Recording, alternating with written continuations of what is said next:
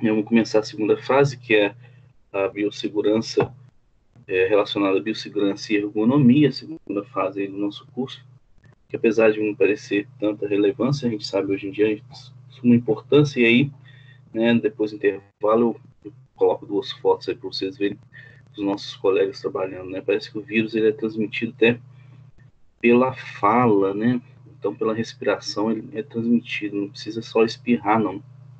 Então, é altamente infeccioso ele, né?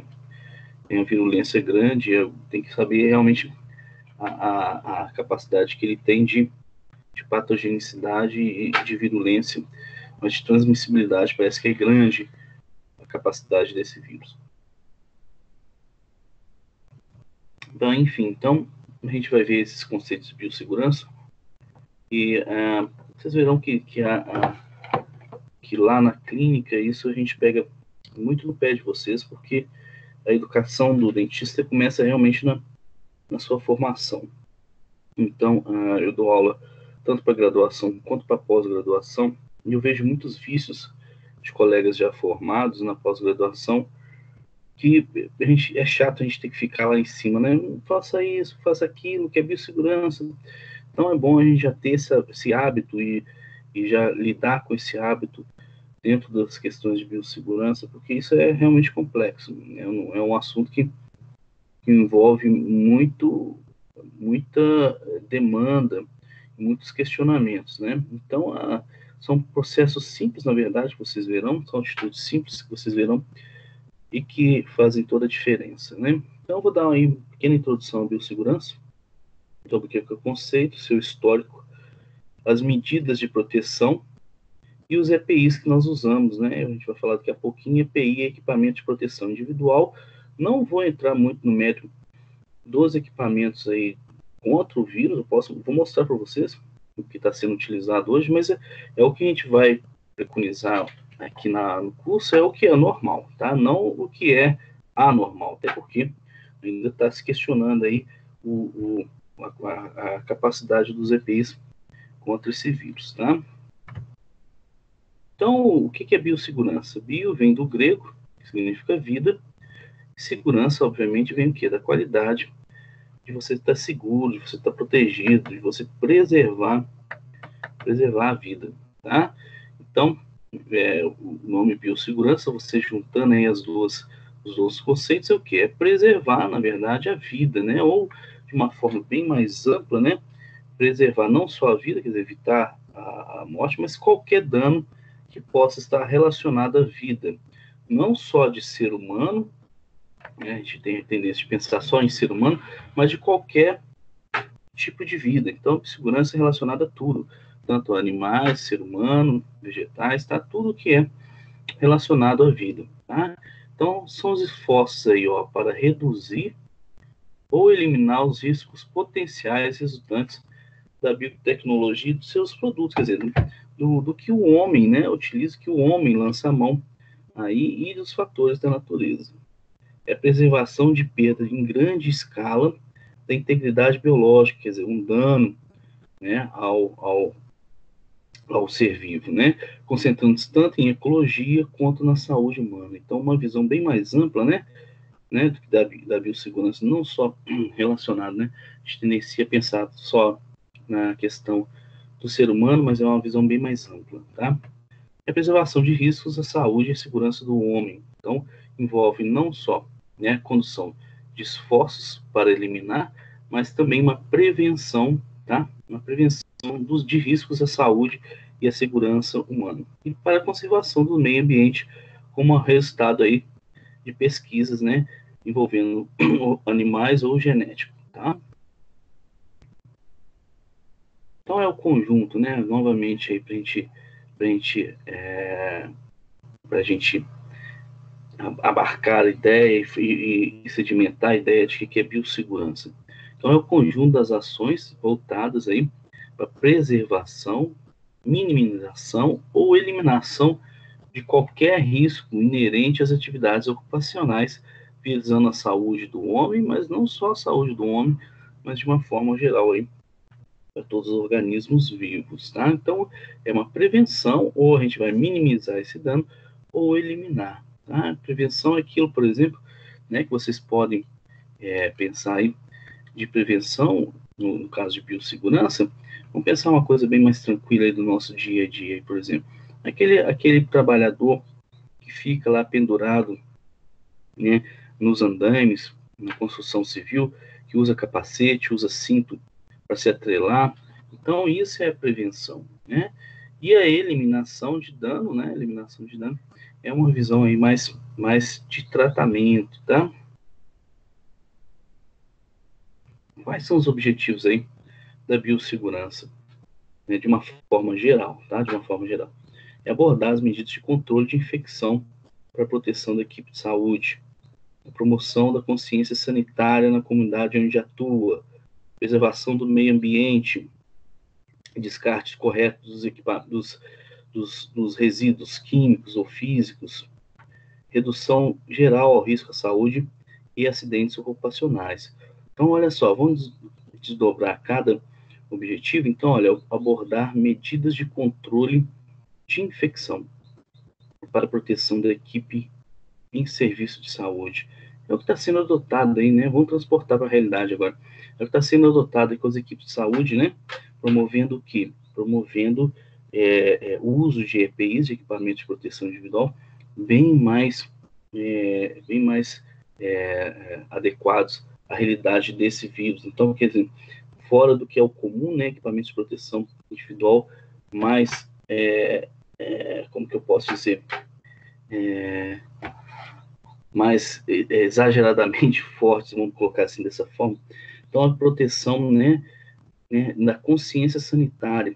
O que foi feito aí também, voltando a essa realidade nossa? Lembra da nossa conversa, né, há três segundas-feiras atrás, em que eu falei que poderia acontecer da gente entrar em estado de isolamento social? É justamente isso, né? Então, o que? Uma biossegurança de uma forma geral, levando em ideia, né, em consciência sanitária, ok? Então, a preservação do meio ambiente, né, na manipulação dos desgaste de resíduos químicos, tóxicos e infectantes. É o que a gente realiza muito no odonto, pessoal. No caso aí de químicos, olha, hoje talvez nem tanto, mas mercúrio usado no amálgama dental, que é a restauração de prata, hoje bem menos comum, né? Nem existe, basicamente, mas o descarte adequado de infectantes, por exemplo, com gás com sangue, né, resto de material biológico, tá? E os tóxicos, alguns tóxicos aí, né, como materiais aí, por exemplo, de uso em revelação radiográfica, tá?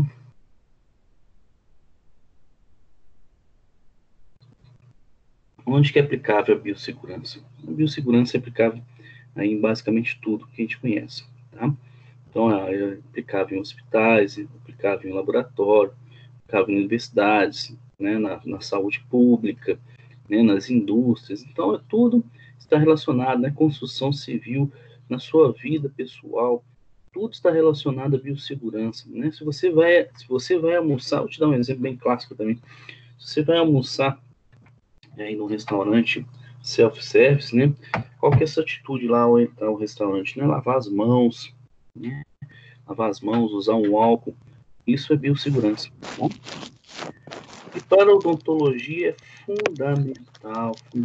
Nós lidamos de uma forma muito íntima com a saúde do paciente, muito mais, vejam bem, olha só, muito mais que médico, excetuando aquelas questões que envolvem manipulação de fluidos corpóreos dos médicos, né? Mas os médicos, de uma forma geral, aí para as consultas eletivas, né, a odontologia tem uma aplicabilidade da biossegurança muito maior que a medicina, tendo essa ideia de consulta diária, né? Nós temos um contato muito grande com o paciente e com fluidos orais e corpóreos, na verdade, com fluidos corpóreos, e que é um meio de contaminação desse paciente e da equipe de saúde muito grande, tá? Então, é fundamental aí esse conceito de biossegurança, principalmente para a odontologia, pela nossa proximidade com o paciente, né? Então, nós utilizamos aí de vários equipamentos que muitas vezes são pérfuro-cortantes, tá? E favorecem a troca de fluidos corpóreos do paciente com a equipe de saúde e vice-versa, da equipe de saúde com os pacientes, tá bom? Então, o estoque de biossegurança, eu vou passar de uma forma rápida, tá? Mas ela não é tão antiga assim quanto vocês imaginam, né? A biossegurança propriamente dita da década de 70 para cá, né? Que vem aí se desenvolvendo, né, de uma forma mais eloquente a biossegurança. Vou ser bem sincero para você, eu já trabalhei com odontologia, sou da década de 90, hein? Já trabalhei com odontologia sem luva. Não era tão incomum assim, não. Os primeiros consultas a gente não usava luva. Você vê como é que é a situação. Os mais antigos professores meus, a gente observava os slides deles, as cirurgias eram sem luva, né? Só no mãozão lá em cima. Então, biossegurança é algo que é relativamente novo, né? E no Brasil foi feita a lei de biossegurança só em 1989, né? Então, é bem recente aí, tá? Então, vamos para algumas definições básicas que são importantes aí para a gente entender mais aprofundadamente o conceito de biossegurança, né? Que são os agentes ambientais. São os elementos ou substâncias aí presentes nos diversos ambientes, tá? E que eles estão relacionados com limite de tolerância. Então, qualquer agente ambiental, barulho, né, poluição, qualquer agente ambiental aí, eles podem aí estar associados aí na parte de biossegurança. Agentes biológicos, tá? São aqueles que são introduzidos no processo de trabalho pela utilização de seres vivos. Geralmente, agente biológico, quando a gente fala agente biológico, são micro-organismos, tá? Seja ele bactéria, seja ele protozoário, seja vírus. Então, quando a gente fala em agentes biológicos, né, quando eu falo assim, nós estamos expostos a agentes biológicos. Quando a gente fala assim, expostos a agentes biológicos, é relacionado principalmente a micro-organismos, né? Agentes ambientais aí, né, poderia ser radiação, tá? Solar, então são alguns aí riscos relacionados ao meio ambiente. Agentes ergonômicos, né? Dentro de biossegurança, pode parecer que não, mas a ergonomia, que é a posição de trabalho, basicamente, ergonomia, faz parte da biossegurança. Você evita danos ao ser humano com o passar do tempo, né? Então, os agentes ergonômicos são relacionados, né, ao processo de trabalho, né, a sua forma de trabalhar, ok?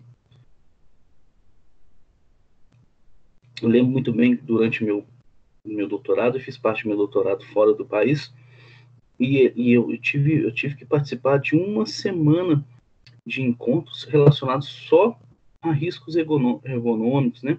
Agentes ergonômicos. Então, eu ficava sentando, media a distância do meu braço, o computador, uma série de fatores só relacionados à questão ergonômica, né? Evitar riscos ergonômicos. Agentes físicos são aqueles, né, gerados aí, ou que têm a capacidade de modificar fisicamente o meio ambiente. Um exemplo de agente físico aí, por exemplo, radiação, né? Radiação é um bom agente aí, físico para a gente ter ideia, né? Agentes mecânicos são aqueles que podem, por impacto, né? O impacto ou contato direto podem alterar aí, né? A saúde do ser. Qual é o exemplo aí de um agente físico? Mecânico, né? Por exemplo, você usar um martelete, para você usar aquelas discos de cortar cerâmica, é um agente mecânico, tá? E os agentes químicos podem entrar em contato com o indivíduo por diversas vias, né, que são relacionadas a agentes químicos, aí, principalmente a gente pensar aí, né, na odontologia com relação ao mercúrio, tá? Mercúrio. Tipo de dispositivos que a gente pode ter no consultório. Então, olha só, a gente tinha aí, ó, definições básicas de alguns agentes, agente ergonômico, físico, mecânico e químico, tá? E mais o agente biológico e agente ambiental. E nós temos aí também, né, relacionados agora, alguns tipos de dispositivos. O que são dispositivos? São materiais que a gente pode utilizar, ou ferramentas que a gente pode utilizar, que podem causar algum tipo de dano, tá, ao indivíduo. O que é artigo crítico? Artigo crítico é todo instrumental pérfuro cortante, todo instrumental que corta, que penetra em tecido e pode entrar em contato com os fluidos corpóreos, né? Na odontologia, olha só, na odontologia, quase todos os instrumentais que nós utilizamos são artigos críticos. Todos eles praticamente são pérfuro-cortantes, né? Exceto o espelho. Então, todos são pérfuro-cortantes, ok? Então, muito, a gente trabalha com agente crítico de uma forma muito ampla. É importante a gente entender aí esses artigos, né, esses dispositivos. Por quê? Porque isso aqui vai ser de fundamental importância para a gente entender lá a questão da esterilização mais para frente, né? Então, o artigo crítico é todo aquele que pode aí gerar, né, gerar contato com as secreções, com os fluidos corporais. São os pérfuro-cortantes, né? O artigo descartável, obviamente, é aquele que após o uso, né, naturalmente a gente descarta ele, tá? Qual que é o exemplo aí? Sugador, né, descartável, a própria agulha, né? A agulha é um artigo crítico e descartável ao mesmo tempo. A agulha de anestesia, um artigo crítico e descartável aí ao mesmo tempo. Artigo não crítico é aquele artigo que é destinado apenas ao contato com a pele do paciente. O que seria esse aí, ó? O que seria isso? Seria aquele, por exemplo, né, o jacaré que prende o babador do paciente, né, o refletor, a seringa tríplice, tá? São artigos não críticos.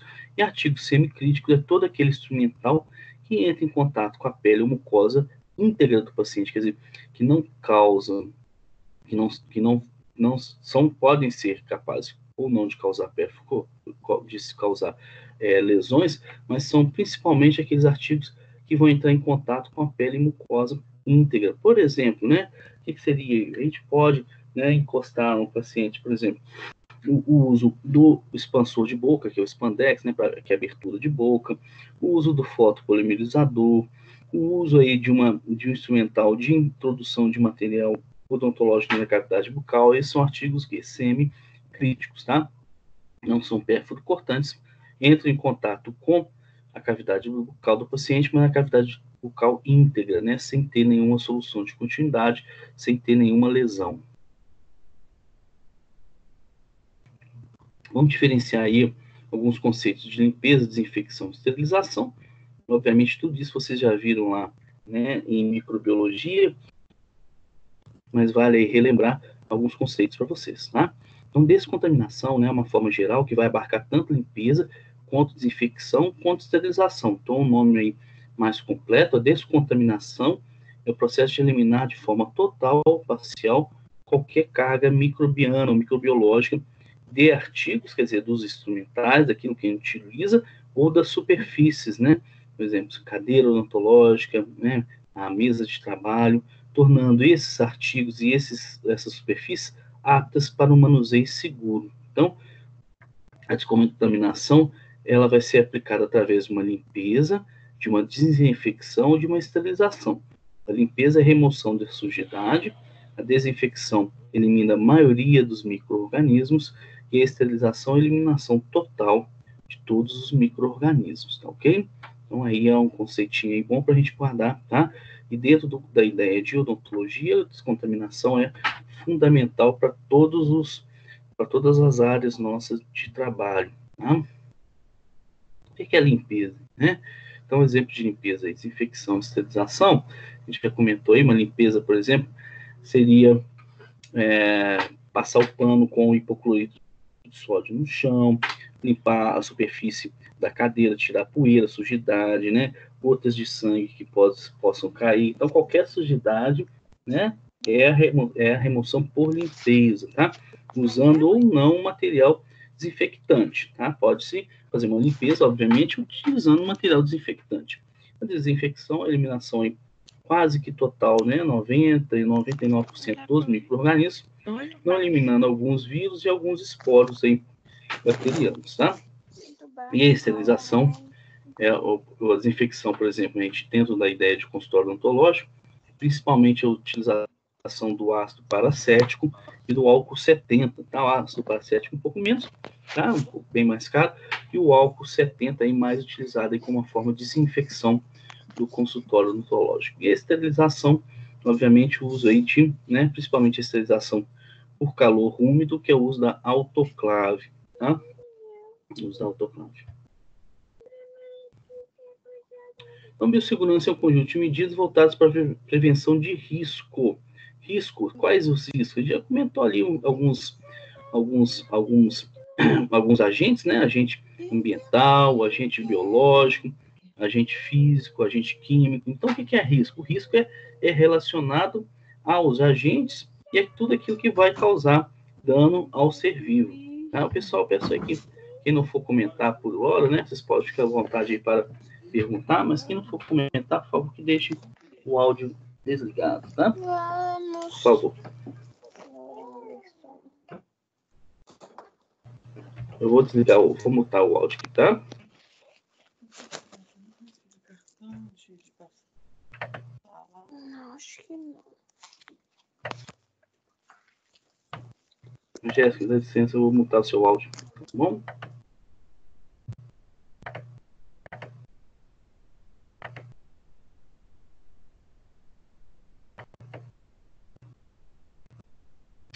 Então, dentro do conceito de biossegurança, pessoal, dentro do conceito de biossegurança, risco é o perigo mediado pelo conhecimento. Então, quer dizer, eu tenho ideia que aquilo existe, tá? Eu tenho ideia que ele existe, ok? E ele pode vir a ocorrer. Então, e perigo é aquilo que é o desconhecido, né? Então, aquilo que a gente não sabe que pode vir a ocorrer, né? Então, o risco é tudo aquilo que a gente pode, que é o quê? Evitável, que é o quê? Controlável, tá? Então, todos os tipos de risco aí que nós temos, não vamos entrar muito no mérito, tá? A gente já falou já de quais são os agentes, obviamente o risco, né? O risco está envolvido, mas como vocês, o risco está envolvido com o seu agente, então, por exemplo, tem um agente ambiental, eu tenho risco ambiental, eu tenho agente físico, eu tenho risco físico, eu tenho agente químico e eu tenho risco químico, né? Então, dentro aí desse conceito de biossegurança, geralmente vocês entram em alguns ambientes, vão ver lá as codificações do fator de risco daquele ambiente, tá? Seja ergonômico, seja biológico, seja químico, seja físico, seja o ambiental.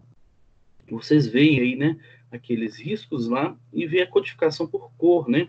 Então aí são diversos tipos aí de risco, né, que são caracterizados, correlacionados ao agente físico, né? O agente causador. Então, olha, ruído, né? Agentes físicos, ruído, por exemplo, motor de dentista, sugador, calor que pode ser gerado pelo refletor, dependendo do refletor, pelo motor também, o frio, pressão, umidade, radiação, né? Radiação ionizante, que é a odontológica é uma radiação ionizante, tá? As vibrações, etc. Tudo isso é relacionado a risco biológico, químico, né?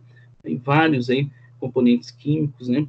Que podem ter relacionado na odontologia, principalmente mercúrio, né? E biológico, né? Para a gente são todos esses aqui, tá? Então, o nosso grande risco aí dentro da odontologia é o risco biológico e o risco ergonômico, tá? Então, existem vários níveis aí de risco, né? Nós não vamos nos ater muito a isso, ok? Mas todos eles estão relacionados a 4 classes, né? E isso vai depender de alguns parâmetros, como patogenicidade do agente, a virulência, a forma de transmissibilidade, medida profilática, tratamento eficaz, endemicidade. Foi o que eu comentei no começo da aula aí para vocês, né? Sobre o vírus agora do SARS-CoV-9, o risco, é COVID-2, na verdade, né? SARS-CoV-2 é um vírus aí que aparentemente tem uma transmissibilidade muito alta. Não se sabe bem ao certo a virulência e a patogenicidade dele, né? Muitas coisas estão sendo faladas aí na mídia, mas na verdade a gente não sabe ainda com certeza, né, dentro dos estudos que tem, qual que é a patogenicidade e virulência, mas parece que a transmissibilidade dele é muito alta. Então, através disso, né, da patogenicidade, que é a capacidade de causar doença, da virulência, se esse agente ele causa uma doença muito muito mais forte ou muito menos forte, então eu posso ter uma capacidade grande de causar doença, mas com uma virulência baixa, quer dizer, ele causa muita doença, igual, por exemplo, um resfriado, né, muito comum causar doença, mas tem a virulência baixa, né, que tem pouca comorbidade envolvida, mas pode ter uma transmissibilidade alta. Então, existe aí, né, diversos fatores envolvidos, tá? Que aí vão adequar, né, aquele agente ao risco 1, a risco 2, a risco 3 ou a risco 4, dependendo do grau aí de virulência, de patogenicidade, de transmissibilidade do vírus, né, ou do agente biológico aí envolvido, né, geralmente agente biológico, tá? A gente relaciona isso a agente biológico, geralmente agente biológico, então o risco aí vai depender do grau aí, né, de vários fatores de patogenicidade, virulência, transmissibilidade relacionada a esse agente, né? Vocês têm uma ideia aí, né? Vai desde um micro-organismo que não causa nenhum problema, né? Até o vírus do Ebola, né? O Ebola que é altamente letal, o vírus do Ebola, alguns artigos falam mais de 50% de letalidade. Então, vai depender aí, né, dos riscos, e aí vocês podem ter, vou deixar com vocês mais para frente, acho que eu tenho uma tabelinha aqui, depois eu deixo para vocês terem uma ideia, né, em que a gente deve ficar muito preocupado, olha, principalmente com tuberculose, né, que é o risco aí mais próximo da gente, o HIV, o vírus de hepatite, né, as medidas que a gente toma são muito eficazes, né, contra esses micro-organismos, mas tuberculose e agora mais esse novo vírus, a coisa pega um pouquinho mais para a gente. Geralmente a gente lida muito bem com risco 1 e com risco 2 aí nos tratamentos seletivos odontológicos, tá? Quais as medidas adotadas em biossegurança? Então, as medidas de biossegurança podem ser definidas como um conjunto de medidas voltadas para a prevenção, minimização ou eliminação do risco, aquele conceitinho aí inicial que a gente deu lá no começo da aula. Então, é muito importante a gente ter essa ideia aí, porque nós vamos adotar diariamente e a todo momento essas medidas de biossegurança, né? E é muito importante que a gente, novamente, eu deixei bem claro para vocês, que a gente evite os vícios para agir de forma correta, né? Então, existem várias formas de eu tomar essas medidas, né, de prevenção em biossegurança, medidas aí adotadas em biossegurança, existem várias formas, desde medidas administrativas, quer dizer, eu crio o que a gente chama de POPs, que são procedimentos operacionais padrão, então eu crio procedimentos padrão para que eu possa seguir e eu não possa esquecer. Isso é isso é fundamental dentro do conceito de biossegurança, porque, né, nós não somos obrigados a decorar as coisas. E os POPs, eles criam métodos para que a gente possa seguir essas normativas, geralmente criadas aí, né? Você vê agora, quem teve acesso à regulamentação do CFO, do Conselho Federal de Odontologia, eles criaram um procedimento operacional padrão, agora para lidar com esse vírus, né? E aí que eu vou mostrar para vocês, né, depois do intervalo aí, como que a gente está tendo que trabalhar para evitar aí essas demandas com relação a esse novo vírus. Medidas técnicas, né, que é programa de prevenção de acidente, aí vai o quê? Vai toda uma estrutura de educação, né, junto com treinamentos, né, com atividades em grupo para evitar aí esses riscos que a gente pode enfrentar. Medidas médicas, que é programa de medicina ocupacional, né, que você vai adequar aí, né, o indivíduo à situação de risco que ele pode aí ser influenciado, né? Então aí um exemplo de POP, né, que são procedimentos operacionais padrão, por exemplo, POP para limpeza, desinfecção e esterilização de material odontológico. Então já fica aí para vocês um POP aí que o professor de vocês criou lá para a Prefeitura de Ouro Preto, né? Então aí um POP aí padrão que as ASBs lá devem seguir aí para fazer a desinfecção, limpeza, infecção, esterilização do material odontológico, né? Então, quais são os métodos preventivos aí dentro do nosso escopo, né? Dentro do nosso escopo, né? A gente saindo agora, entrando para a parte de prevenção dentro da biossegurança, quais os métodos preventivos que a gente pode utilizar em odontologia? Principalmente EPI, higienização e a vacinação, tá? Nós já falamos né? Vocês já tiveram a higienização das mãos lá em outra disciplina, a gente vai lembrar ainda hoje como que é o processo. A vacinação, né, se vocês não sabem, então vai aí a dica agora de uma vez que todos vocês devem estar com o cartão de vacinação atualizado, né? Então são uma série de vacinas aí, febre amarela, dependendo da localidade.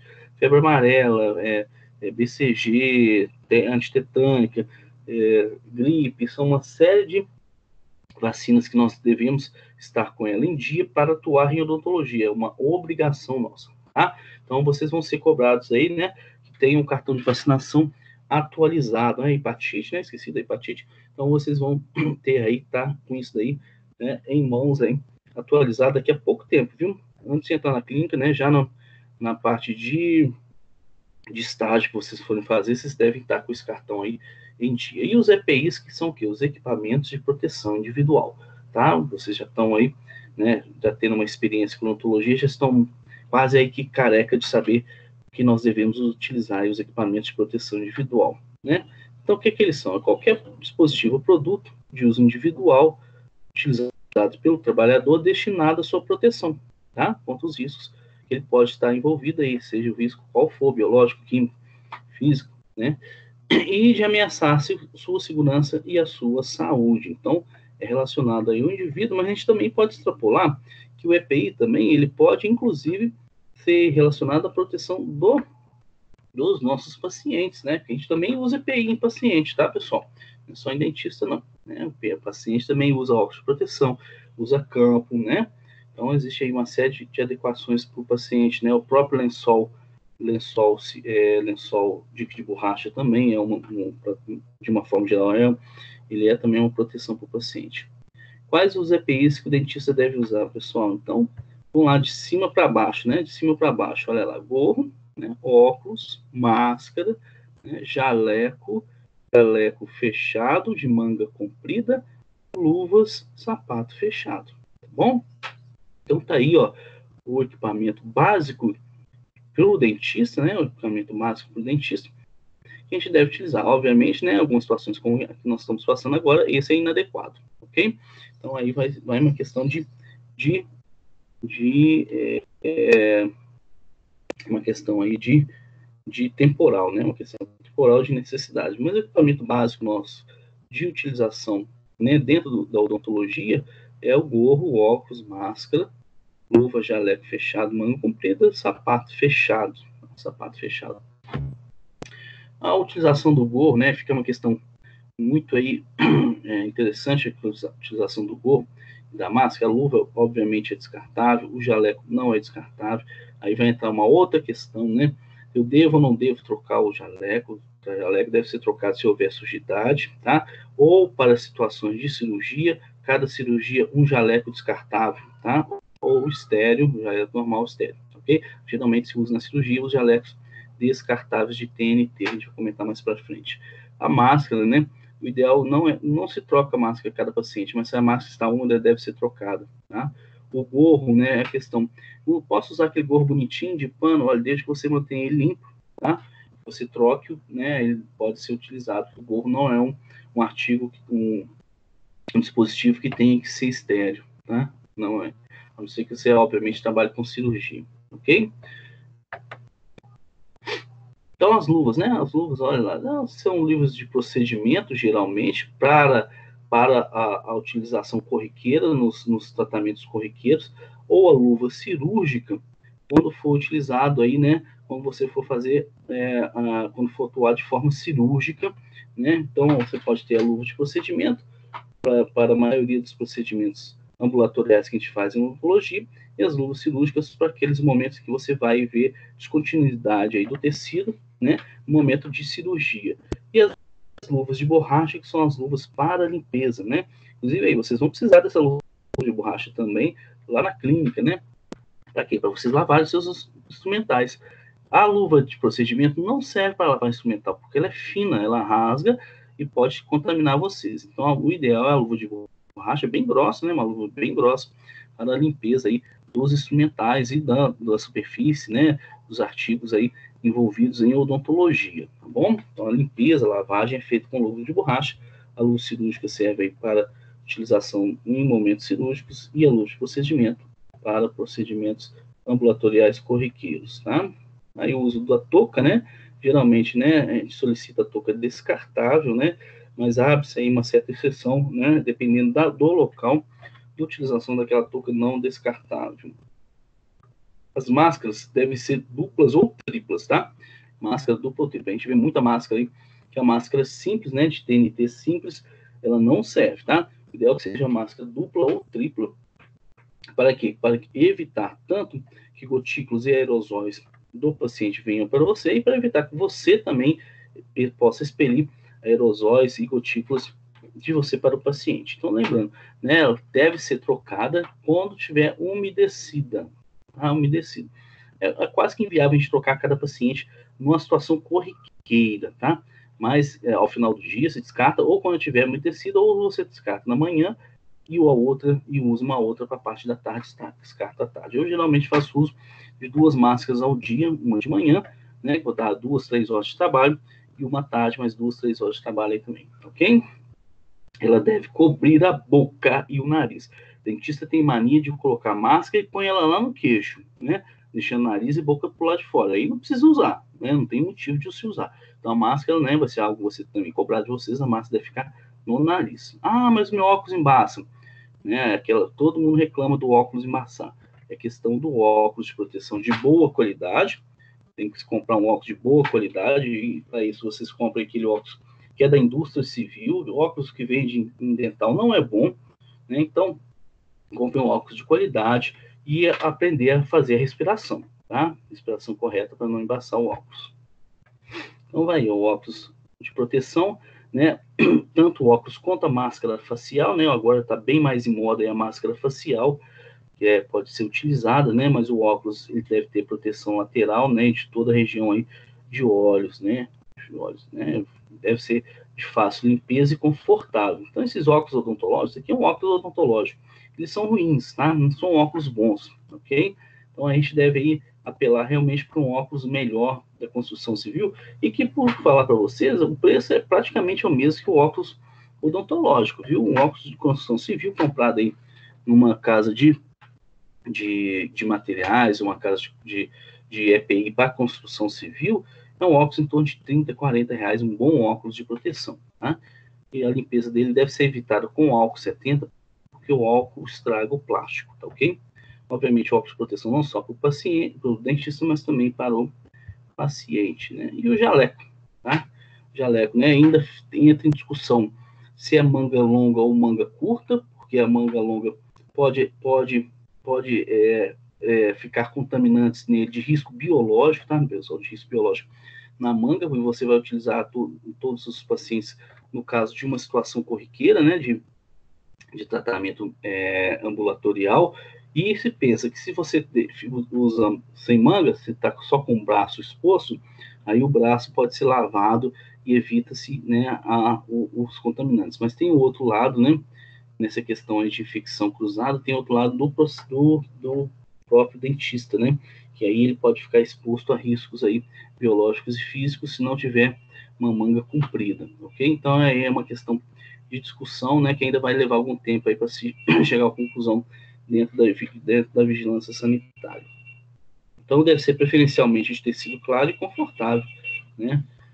De pano ou descartável, ok? Então manga longa, né? No nosso caso, gola de padre, tá? Porque o gola de padre, ela protege mais o pescoço, tá? E evita acúmulo de agentes biológicos lá na gola, ok? Então, por isso que a gola de padre é mais aberta, evita, além de proteger mais, evita, né, acúmulo de risco biológico, né? Punho acochado, quer dizer, punho preso, tá? Então, aí existe aí um elástico no punho, tá ok? Para travar, preferencialmente branco, né? A gente vê muitos colegas utilizando de outras cores, né? Mas preferencialmente branco, e utilizar para habitação apenas no interior da clínica. Olha só, isso é fundamental e importante. A gente sabe muito bem aí, né, que vê aí vários, né, andar na região ali dos hospitais de médico, enfermeiro, tudo com jaleco nas costas, né, ou às vezes sai até com jaleco no corpo. Isso é nossa, é de matar qualquer um, é rotular de porquinho. Então, realmente, o jaleco deve ser utilizado só dentro do interior do consultório odontológico, nem na área de circulação deve ser usado o jaleco, tá ok?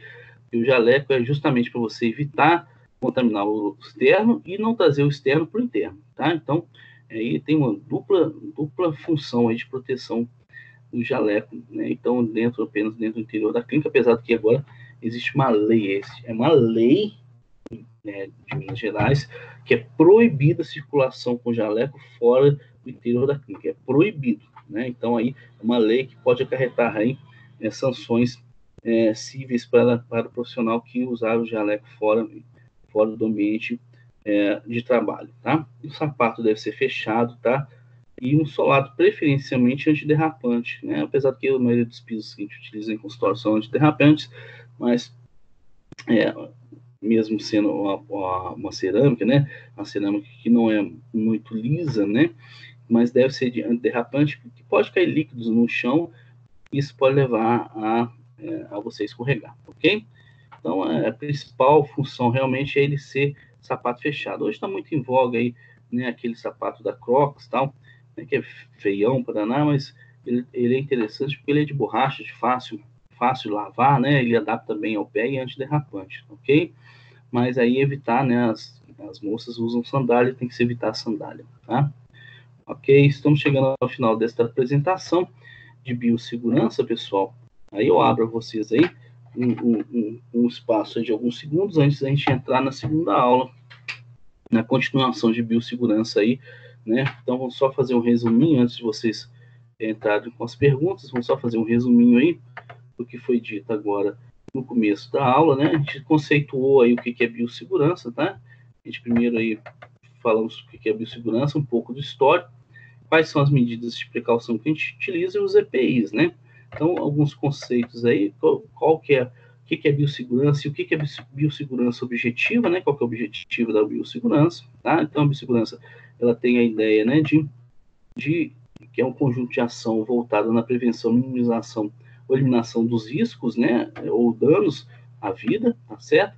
E ela procura o quê? Quais são os objetivos? Controle de infecção, né, controle de contaminantes de forma, né, na comunidade, né, de atuação comunitária, proteção do meio ambiente, proteção dos riscos químicos, tóxicos, biológicos, né, redução de uma forma geral do risco à saúde, né, e acidentes ocupacionais.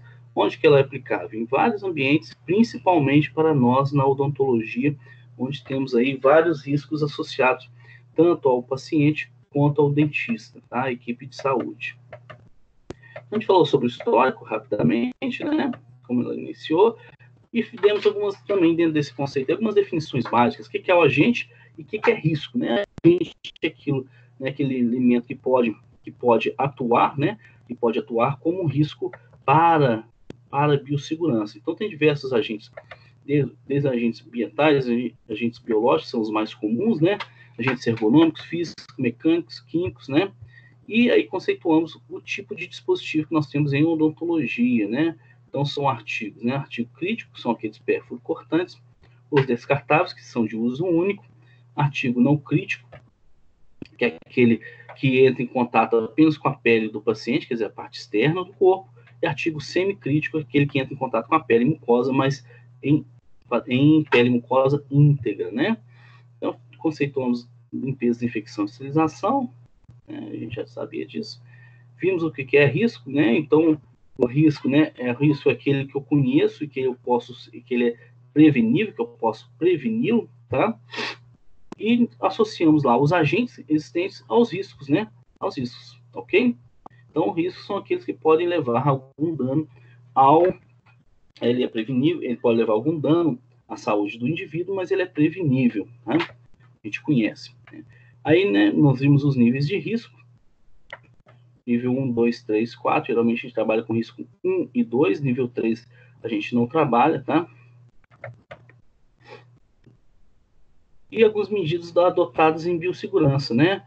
Quais são as medidas, pessoal? Medidas administrativas, medidas técnicas, que é a utilização, principalmente dos EPIs, medidas educativas, que são treinamentos, etc. e tal, medidas médicas, né? Que a gente utiliza aí antes do indivíduo estar exposto ao risco, né?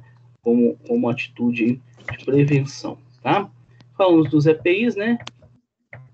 Quais são os principais EPIs? Gorro, máscara, óculos de proteção, avental, luva e sapato fechado, tá? Então, aí, todos os EPIs que nós utilizamos, tá? Então, aí eu abro a vocês, né, agora o espaço para que vocês possam fazer pergunta antes de a gente dar o início, hein, da segunda parte dessa aula de hoje.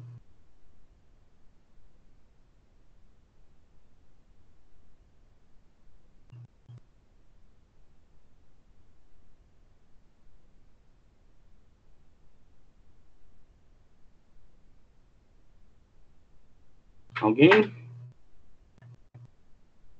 Ok, sem nenhuma pergunta, perfeito.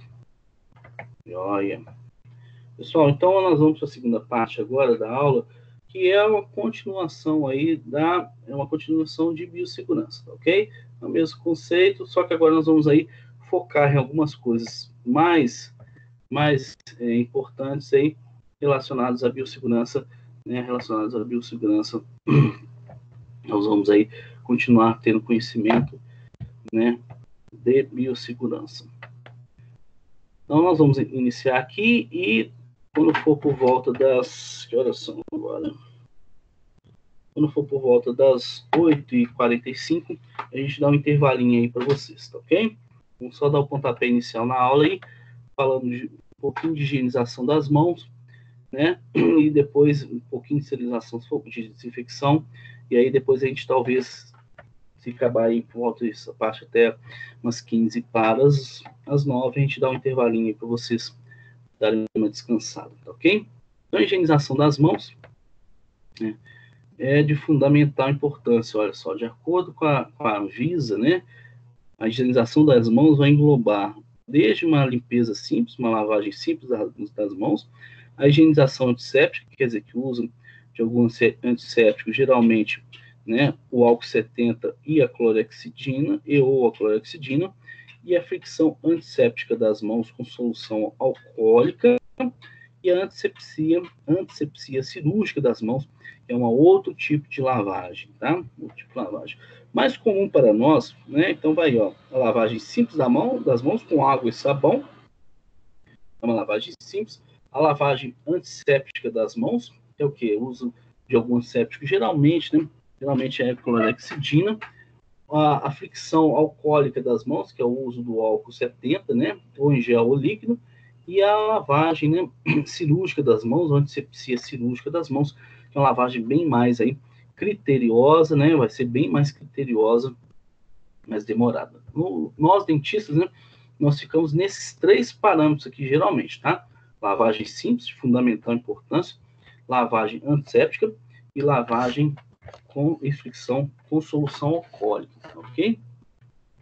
Então é só, professor, mas eu posso só lavar a mão com água e sabão? É eficaz demais lavagem com água e sabão, muito eficaz. Vocês não têm ideia de quanto é eficaz a lavagem das mãos com água e sabão, desde que ela seja feita de forma correta, tá? Mas dentro do nosso conceito de biossegurança, não só a lavagem das mãos, né? Pode ser tanto com sabão ou com sabão antisséptico, mas é fundamental também que a gente lance mão aí de uma antisepsia, de uma asepsia com álcool 70 para nós, tá?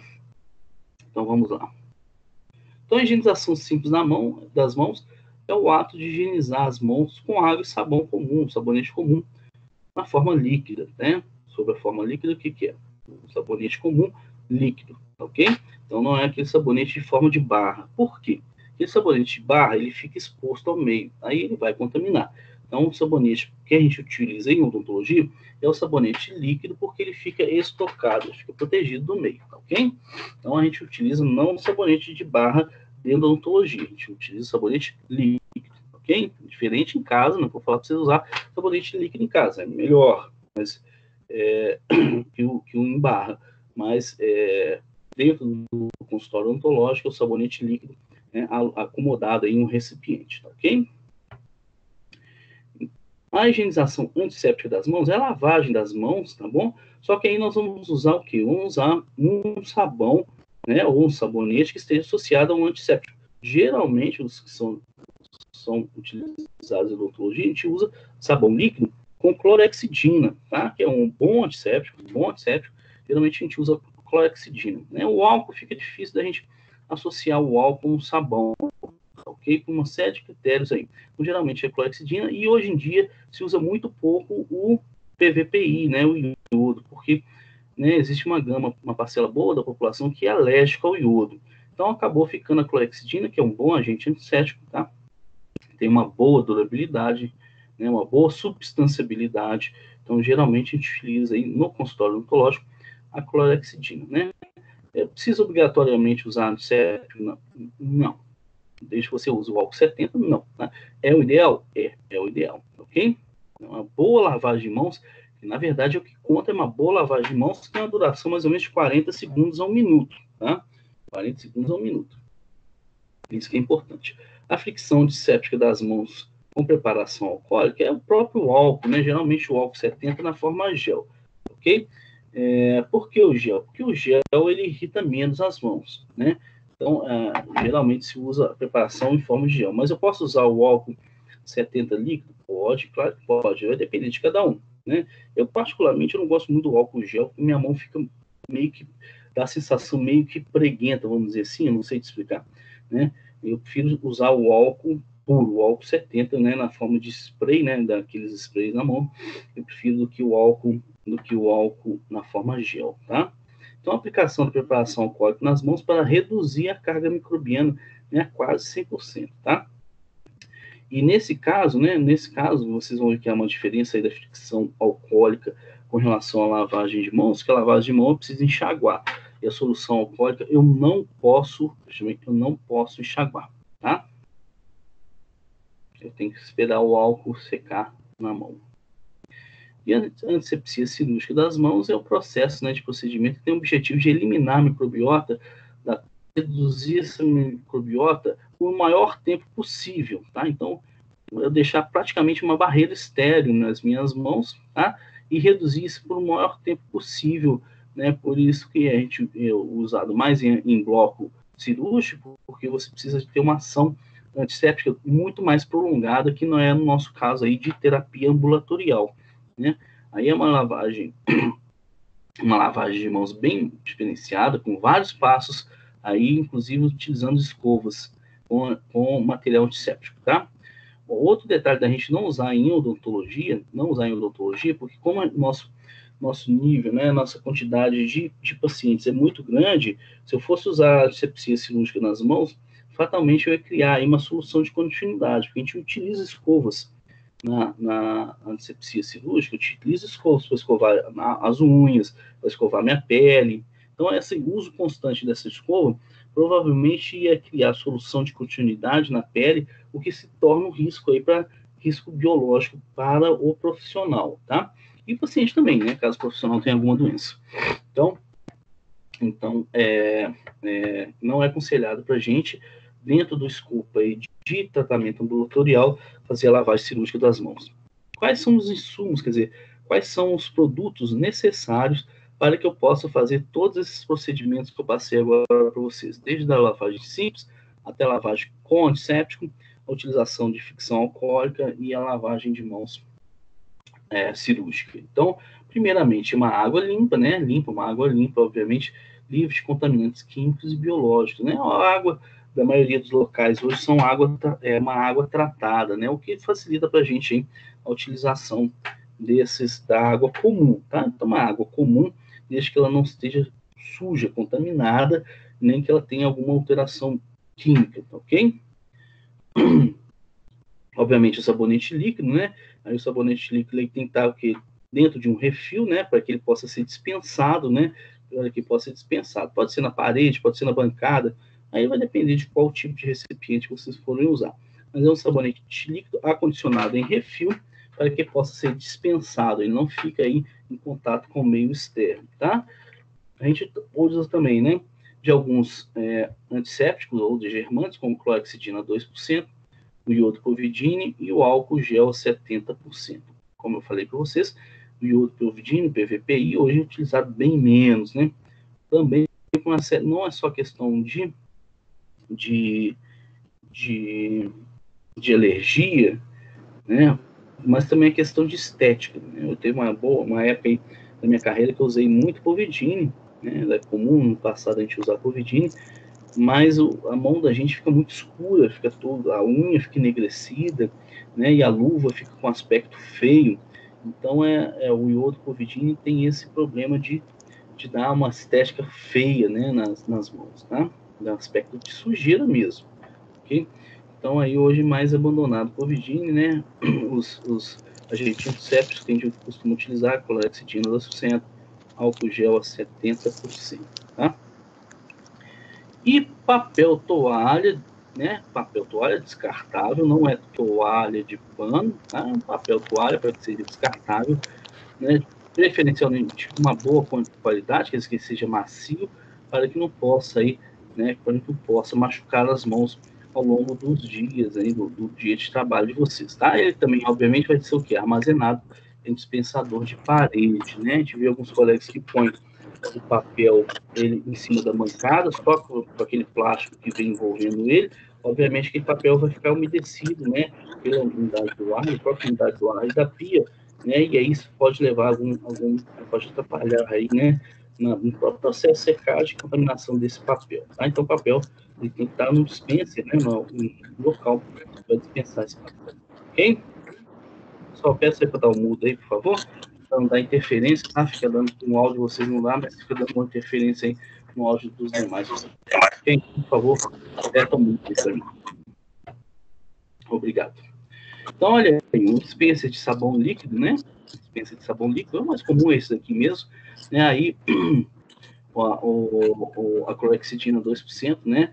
Ela pode estar assim, ó, na forma de um blister, de um dispenser, de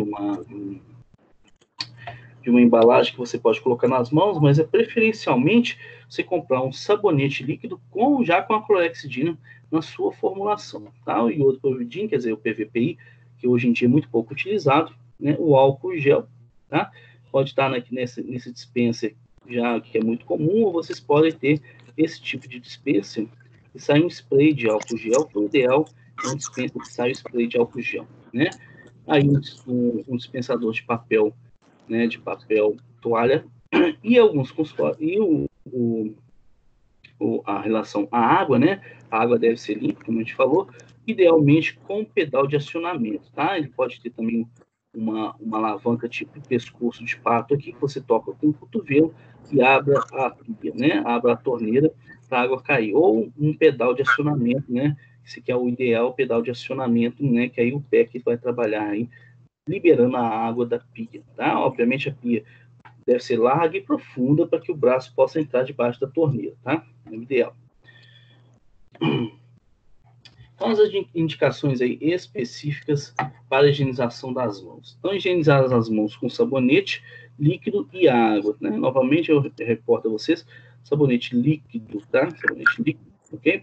Eu não coloquei, o sabonete líquido também pode estar, pessoal, algo que eu esqueci de comentar, né? A gente falou que, idealmente, o sabonete líquido tem que estar no dispenser, né? Mas pode ser que ele esteja também em almotolia, né? Não sei se você sabe o que é almotolia, né? É tipo esse dispositivo aqui, mas ele tem um pescocinho assim de lado, né? Não sei se vocês conhecem, é muito comum aí em laboratório, acho que vocês já viram almotolia lá no laboratório de microbiologia, vocês já viram, né? Onde ficava o álcool 70, a água destilada, aquilo a gente dá o nome de almotolia, tá? Então, a utilização aí, né? Higienizar as mãos com sabonete líquido e água, tá? Qual vai ser as recomendações ou as indicações para usar a limpeza, a lavagem de mãos apenas, né? A lavagem de mãos simples. Né? Quando estiver visivelmente sujo ou manchado de sangue ou outros fluidos corporais, ou após o uso do banheiro. Né? Mas o pessoal, vou pedir para setar o off aí no áudio, por favor. Tá com barulho externo aí, né? Isso atrapalha um pouco a gente que conversa paralela. Seta aí para mim, por favor, senão eu vou ser obrigado a setar o off para vocês aqui. E aí, vocês estão revezando? Por favor, seta o off. Todo mundo, pra gente ver se rolar. Fazer serviço, então, não tem. O meu também, eu tô fazendo home office, né? Aparece tipo Jéssica, você tá novamente o seu mudo. Por favor, mantenha ele mudo, por favor, tá?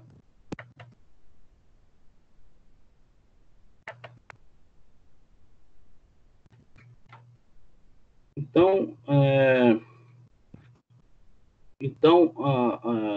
quando as mãos estiverem visivelmente sujas, né? O que significa isso, visivelmente suja? Né? Se você for pensar, dentista, naturalmente vai estar com as mãos sujas, tanto pelo suor, por causa do uso das luvas, quanto do próprio talco da luva, né? Então, para o dentista, é de praxe lavar as mãos antes e após o atendimento do paciente, tá? É de praxe. E fatalmente as mãos sempre estarão suadas, sempre estarão com sujidade, que é o próprio talco, né? O próprio talco das luvas, tá? próprio talco das luvas serve de ambiente para crescimento microbiano. Então, a gente vai lavar as mãos aí quando elas estiverem sujas, então é para todo momento para o dentista, tá? Todo momento. E, obviamente, após o uso do banheiro, né? Claro. Antes e após o uso do banheiro, viu, pessoal? Antes e após o uso do banheiro. Então, quando a exposição a potenciais patógenos, formador de esporos, né? Como por exemplo, né? Clostridium difficile, né? Muito nossa praia, mas, né? Em outras situações na quais houver impossibilidade de obter preparação alcoólica, né? Quando a gente não conseguir preparação alcoólica, né, mesmo que a mão esteja limpa, né, muitas vezes com a mão limpa, a gente só usa o álcool 70. Qual situação que é essa? Por exemplo, se você está com a mão limpa, você vai, né, não tocou em nada, obviamente, não tem sujidade nenhuma, você vai, por exemplo, almoçar. Aí você usa aquele álcool 70 lá, não é para você fazer a limpeza da mão limpa, a mão já está limpa, né, só está sem sujidade. O álcool é para quê? Para matar os micro-organismos que estão nas mãos, tá? Apesar do que o sabão também mata, né? Mas naquela situação que você não tem como usar o álcool 70, né? Aí a gente faz a lavagem simples nas mãos, ok? Então a finalidade aí da lavagem simples das mãos é remover de forma mecânica, né, os micro-organismos, mas muitos deles morrem também. Por quê? Porque o sabão, ele existe lá, um detergente, né? Um tensoativo, não, é um detergente que daqui a pouco eu lembro o nome dele, dá só um tempinho, que ele vai dissolver a membrana celular da bactéria, né, a bactéria ou do micro-organismo, seja ele qual for, ele tem na sua membrana celular, na sua parede celular, melhor dizendo, na membrana celular, ele possui lá lipídios, né, camadas lipídicas que vão ser dissolvidas aí pelo próprio sabão existente na composição, daqui a pouco eu lembro. O próprio sabão dissolve aí, né, esse lipídio. Então, mata o micro-organismo. Então, a remoção é mecânica, tá? E para também eliminar o micro-organismo pelo próprio sabão, tá ok? E elimina também que é o suor, a oleosidade, célula morta, né? A gente retira essa sujidade toda por meio da lavagem simples da mão. Qual que é a duração do procedimento? A lavagem de mãos, a higienização de mãos, deve ter em torno aí de 40 segundos, tá? 40 segundos. Nós já praticamos isso, essa técnica em laboratório, eu vou só relembrar para vocês, caso ainda tenha dúvida, quando a gente estiver na clínica, nós vamos aí repetir o processo para que vocês possam ver, tá? Então, eu vou passar aqui todos os passos, vamos lá para a foto, tá? Que é melhor a gente observar já a foto, que fica mais fácil a gente ver como que é esse processo. Então, olha lá, né? Então, ó, eu dispenso a água na mão, né? Quer dizer, molho a mão, dispenso o sabonete líquido, né? Sabão líquido, e vou esfregar primeiro as palmas das mãos, ok? Em forma de girar as palmas das mãos. Depois esfrego, né? O dorso de uma mão com a palma da outra, esfrego entre os dedos, tá? No movimento de vai e vem. E faço depois palma com palma também, para esfregar entre os dedos, no movimento de vai e vem. Depois vou limpar tanto o dorso dos dedos quanto a ponta das unhas na palma da mão, no movimento para lá e para cá. Dando continuidade aí, lavagem das mãos. Depois lava-se o dedão, né? O dedo polegar, porque ele não entra naquele processo de intercruzar os dedos. Ele fica parte, ele não entra. Então, uma lavagem específica para o polegar. Tá? Depois, as unhas, né? Junto com o dorso, né? Geralmente eu faço o dorso dos dedos junto com as unhas. E aí enxago-se as mãos, tá? Enxago-se as mãos e seca com papel até a mão ficar seca, ok? Obviamente, né, para aqueles que não têm pedal, tá? Não tem pedal de acionamento e não tem aquela alavanca, vai acontecer, você vai achar isso no SUS, muitas vezes, né? Então, você segura com o próprio papel, você segura e fecha a torneira com o próprio papel que você seca com as mãos, tá? Então, as mãos estão livres e seguras para calçar as luvas, tá? Calçar as luvas. Dessa forma aí, de utilização da lavagem simples de mãos, tá? Então, a higienização das mãos com preparação alcoólica. Eu não coloquei aqui a lavagem das mãos com solução antisséptica, porque é a mesma que a lavagem simples, tá? A única diferença é que vai ter um antisséptico para ação aí, para eliminar, matar micro-organismos. É a mesma coisa que a lavagem simples de mãos, tá? Então, a utilização do álcool 70, né, na preparação alcoólica para fricção de mãos, né? Então, aí, quando a gente vai utilizar, quando as mãos não estiverem visivelmente sujas, e antes e depois de tocar o paciente após remover as luvas, né? Então aí a gente faz a lavagem de mãos, né? E você pode utilizar o álcool 70, né? Apenas, né? Quando a mão não estiver suja. Como eu comentei com vocês, geralmente a nossa mão vai estar com suor, vai estar com talco. Então recomendo-se se lavar as mãos, tá? Temos que lavar as mãos. Eu posso usar o álcool 70 nas luvas depois? Pode, claro que pode, tá? Depois de você calçar as luvas, você pode usar o álcool 70 para você também aí deixar suas luvas com um nível de descontaminação grande, tá? Antes do manuseio de medicação e preparação de alimentos, né? E não é o nosso caso. Não é o nosso caso, né? Então, quais são as indicações da solução alcoólica? Então, mão que não esteja suja, tá? Visivelmente suja, antes de entrar em contato com os pacientes, né? Após o contato da pele íntegra de paciente, após o contato com objetos inanimados próximos ao paciente, e a sua finalidade é o quê? Sua finalidade é matar o máximo possível, né? Fazer uma desinfecção das mãos e matar o máximo possível os micro-organismos que podem estar ali relacionados com o ambiente, tá? Ok? Essa duração vai depender, né, se é álcool líquido ou álcool em gel, mas geralmente ele tem que ter uma duração pelo menos aí de 20 a 30 segundos para que possa dar tempo de inativar o micro-organismo, tá? Então, uma esfregação aí em torno de 20 a 30 segundos, né? Às vezes eu consigo estender até 40 segundos, mas o interessante é que você vai fazer a mesma técnica da lavagem de mãos com duas pequenas diferenças. Você não vai usar água para hidratar as mãos, obviamente, para você não atrapalhar aí a porcentagem do álcool, né, a concentração do álcool, e não vai usar água ao final do procedimento. Então, você vai usar o álcool e vai fazer a mesma técnica de esfregar os dedos até o álcool evaporar. Tá? Isso é feito até o álcool evaporar. Quando o álcool evaporou, sua mão está livre e preparada para calçar as luvas, tá? Ou então quando você estiver de luvas, pronto para atuar dentro da cavidade bucal do paciente, tá? Então, a indicação com o uso de desgermante aí, né, é similar ao uso da lavagem normal. A única diferença é que vai aí estar incluído o desgermante. Então, tá aqui, né, um gráficozinho para vocês da Anvisa, mostrando, né, o aspecto antimicrobiano de vários agentes antissépticos. Então, olha lá, o álcool 70, pessoal. O álcool 70, tanto o álcool etílico quanto o álcool isopropílico, né, o isopropílico pode ser um pouquinho diferente, pode ser de 60% a 90% o uso dele. Mas o álcool etílico, ele é 70%. Então, ele tem uma excelente ação, o álcool 70, em vários micro-organismos aí, relacionados aí com aqueles micro-organismos que vão estar agindo na cavidade bucal, tá? E ele tem uma ação rápida, né? Então, 20, 30 segundos ele tem uma ação rápida. Né? A clorexidina também tem uma boa ação, tá? Uma boa ação aí também em diversos micro-organismos, tá ok? Então, aí, nossos desgermantes, a gente vai ficar entre o álcool 70 e a clorexidina, né? Algumas recomendações importantes, né? Não ter unha postiça, obviamente, porque vai criar um meio de você ter aí proliferação bacteriana, né? Cultura de bactérias na sua unha, né? Ter sempre unha curta, não usar anel e pulseira, obviamente, porque também vai ficar impregnado, né, esse risco biológico em anéis e pulseiras, e além disso pode rasgar o seu dispositivo de proteção, que é a luva, né? O uso de luvas não substitui a higienização das mãos, então bem claro para vocês, o uso de luva não substitui, a mão deve ser lavada, então se sua mão está suja, ela tem que ser lavada, a luva não vai promover uma proteção em mãos sujas, tá?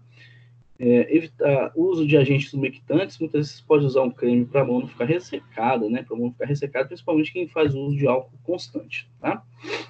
Então, não usar relógio, pulseira, né? Para aquelas luvas com talco, pessoas são alérgicas, usar as luvas, né, não talcadas, tá? Não calçar as luvas com as mãos molhadas, isso é fundamental, né? Porque vai criar ambiente para crescimento bacteriano, tá? Evitar o uso de água quente, porque vai deixar a pele muito macia e propensa a ter solução de continuidade, quer dizer, romper a pele, tá? Evita enxaguar abundantemente as mãos, tá? Enxaguar o suficiente, e a fricção deve ser até a evaporação total do álcool, ok, pessoal? Então, olha aí, agora vem a parte de vacinação. Nós estamos aí chegando quase a 10 para as 9, vou só terminar essa parte de vacinação, que nós já comentamos, tá? Então, a vacinação, ela é de fundamental importância para nós que trabalhamos com a saúde e é obrigatório, tá? Então, todos nós devemos estar imunizados, devidamente imunizados, por 2 motivos. Primeiro, para a gente não adquirir o risco biológico, e segundo, para a gente não transmitir o risco biológico aos nossos pacientes, tá? Então, nós somos obrigados a ter algumas vacinas contra a hepatite B, BCG, a influenza do ano, né? Então, agora, dia 14, agora, começa a vacinação de nós, profissionais da saúde, tá? Contra a influenza, e aí vai até a influenza H1N1, que está muito em voga aí também, contra tétano, tríplice viral, que é sarampo, cachumba e rubéola, a dupla do adulto, né? Contra difteria, alguns locais, tétano e difteria, né? E alguns locais contra a febre amarela, tá? Nem todos aí, né? A febre, mas eu acho recomendado vacinar contra a febre amarela, até porque tem uma vacinação bem longa. Hoje em dia se considera, né, paciente imune depois da primeira vacina. Então, fique atentos aí, né, a esse cardápio aí de vacinas que vocês devem ter, obrigatoriamente ter em dia, tá? Então, já podem recorrer ao cartão de vacina de vocês e ver se isso está em dia. Talvez a mais aqui vocês não estejam, né, de forma adequada, seja a hepatite B, muitos de vocês não têm, tá? A febre amarela e a influenza deste ano, ok? Então, aí fiquem atentos aí a essa parte de vacinação, né? O Bernardo provavelmente vai falar com vocês com relação à vacinação da hepatite B, a gente deixa mais para frente para aqueles que não têm, tá? É isso aí. Então, vamos dar aí um prazinho, né, são 10 para as 9 agora, vamos dar um intervalinho aí de 20 minutos para vocês, às 9h10 a gente retorna aí com a parte final da nossa aula de hoje, ok? Ficou alguma dúvida aí com relação ao processo de lavagem de mãos, pessoal, ou vacina?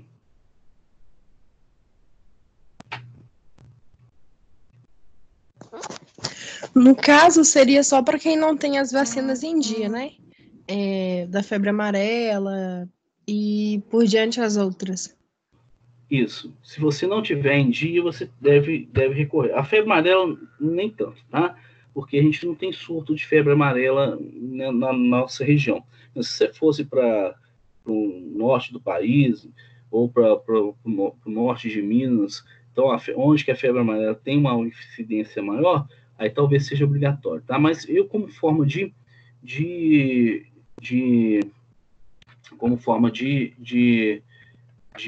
precaução, eu aconselho vocês vacinarem aí contra a febre amarela também, tá ok? Também, até porque vocês podem se deslocar para locais que seja endêmico a febre amarela e vocês não saibam, né? E tem o detalhe, a vacina da febre amarela demora alguns dias para agir, então de 15, 20 dias, né? Então, você tem uma viagem marcada e você não está vacinado, né?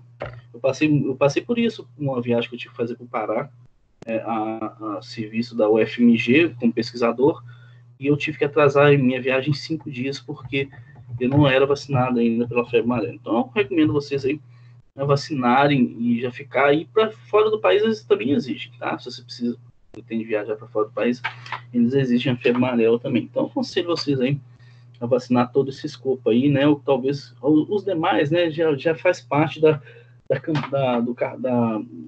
campanha de vacinação aí do jovem, né, da criança, do jovem, do adolescente. Então, provavelmente vocês já vão estar em dia aí com essas vacinas. Provavelmente vai faltar a febre amarela e a vacina para hepatite B, né? Hepatite B é fundamental. E só lembrando vocês que hepatite B são 3 doses, tá? Intercalada aí por tempos, tá? 3 meses. Então, eu já aconselho vocês ficarem preparados aí para já iniciar já a vacinação contra hepatite B. Alguém fala um áudio aí para mim, por favor, porque eu mexi aqui no meu som, não sei se eu baixei, se eu diminui, acho que eu diminui. Acho que agora está normal.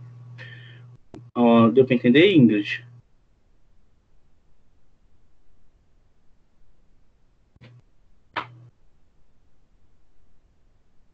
Deu sim. Obrigada. Ok. Então, são aí 10 para as 9, 9h20 a gente volta aí, tá? Com a continuação aí da nossa aula, tá? Eu vou dar um stop aqui na gravação, mas eu não vou fechar o Teams, tá? Vou deixar aqui ele rodando, vou só parar a gravação e aí a gente volta